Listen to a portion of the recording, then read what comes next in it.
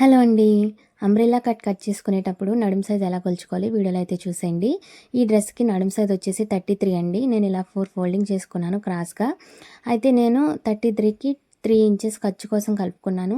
So, దీన్ని 4 భాగాలుగా మనం చేస్తే మనకి 9 ఇంచెస్ వస్తుంది. అప్పుడు 9 ఇంచెస్‌ని నేను ఇలాగా అడ్డంగా పెట్టుకుంటాను ఫస్టు. ఇలా అడ్డంగా పెట్టుకుని 9 ఇంచెస్‌కి మీరు ఇక్కడ ఒక మార్కింగ్ అనేది చేసుకోండి. చూడండి వీడియోలో చూపిస్తున్నట్టు ఈ విధంగా ఒక మార్కింగ్ చేసేసుకోండి.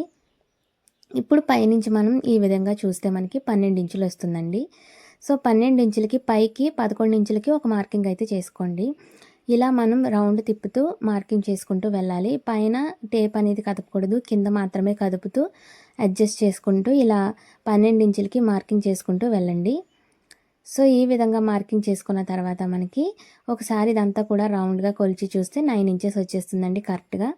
సో, ఇంతేనండి. ఈ విధంగా నడుముని కొలుచుకుని, ఆ తర్వాత దాన్ని బేస్ చేసుకొని మీరు కింద పొడవుని కొలుచుకోవాలి. పొడవుని కొలుచుకున్న తర్వాత దాన్ని మీరు ఇలా ఒక షేప్ తీసేసుకొని కట్ చేసేసుకుంటే మీకు అంబ్రెల్లా కట్ అనేది ఈజీగా వచ్చేస్తుంది. వీడియో నచ్చితే లైక్ చేయండి. ఇలాంటి ఇన్ఫర్మేటివ్ వీడియోస్ కోసం నా ఛానల్‌ని సబ్స్క్రైబ్ చేసుకోండి. బాయ్.